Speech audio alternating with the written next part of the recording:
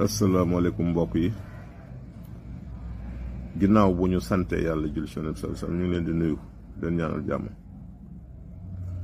xaw na guddi tuuti nag mais dama ne duma tëdd tey ñëwalu ma leen ci garabu si dem muy seen sërica ci congé bi ñuy jóge nii ma jox leen si ay mbóot yu leen kenn mësta jox te am naa yaakaar mën ko jëfandikoo njëriñ rek ngeen ci gis. Siddéem dafa yéeme bokk na ci garab yi nga xam ni seeni njariñ foo ko àpp weesu na ko. gis ngeen xobu siddéem lépp luy plaie wala ulcère moo ci mën.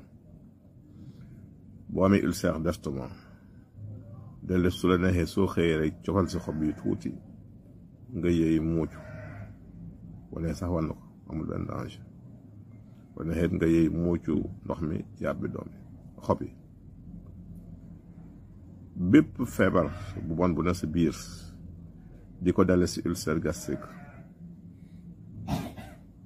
di ko dale si pulmo-hépatite ba dem bu commencé sonal res wi. bépp feebaru biir muy biir buy metti muy biir buy daw muy biiru tañ muy biir buy domb xobu siddéem a si mën. soo amee góom ak lu góom bi doy waar ba si góom mu diabétique jëlal xob bi nga weer ko ba mu wow nga def ko sunguf di ko suy si kàttan yàlla na muy faje góom bi sa biir la koy faje si biti. siddéem dafa doy waar lépp luy laal xëtër asma bronchite ak lu mën a doon xobu siddéem moo si mën. bu la neex nga def ko infusion di ko naan jëlal nga bu loxo rek def ko si diitam ndox bàyyi ba mu sedd nga segg ko da ngay sàjj xob yi nag di ko naan par genn wàll kaas saa yoo lekkee. soo amee jabet bëgg wàcce si suukar xobu siddéem a si gën a gaaw. bu la neex nga yëy ko bu neex nga def ko infusion di ko naan wala comme nekk sunguf saa yoo lekkee tibal ko dumu ndaw def si kaas def ndox bu tàng ba mu tey nga segg naan ndox bi tuur sunguf. soo amee bët yu lëndëm bëgg sa gis-gis gën a leer bu la neexee jëlal xob bu tooy bi di ko yëy di muuc bu la neexee jëlal xob bi def ko infusion di ko naan day leeral bët wala feebaru bët yu bëri xobu siddéem daf koy dindi. soo amee hypertension mu yéeg jaaxal la lool jëlal xobu siddéem nga yëy saasi rek muuc ndox mi yàbbi doo ko def ñaari waxtu te tension bu wàccul. siddéem dafa yéeme. feebaru biir boo am ak fu mu toll si yow même bu demee ba ak étape boo xam ne sax yaakaar nañ du wér demal ba si garabu siddéem xob boo wit da ngay njëkk a jàng juróom-ñaari faatiha wittu xob sex jàngaat juróom-ñaari wittu xob set ba muy juróom-ñaari xob si kàttanu yàlla na la génn si tawat boobu ak bu mën a doon.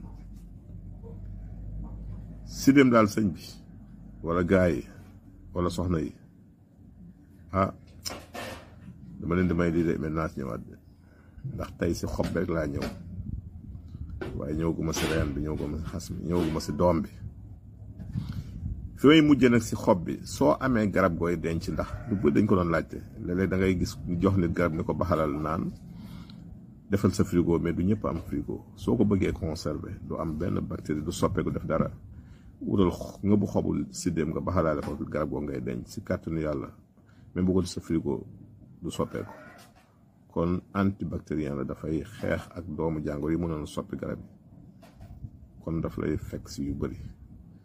lii nag dama bëgg ngeen partager foofu nit toll si àddina bi di jot si ne woon naa leen bu ma ñibbisee mu neex de ñëw naa incha allah rabbi di leen ma topp si YouTube bi.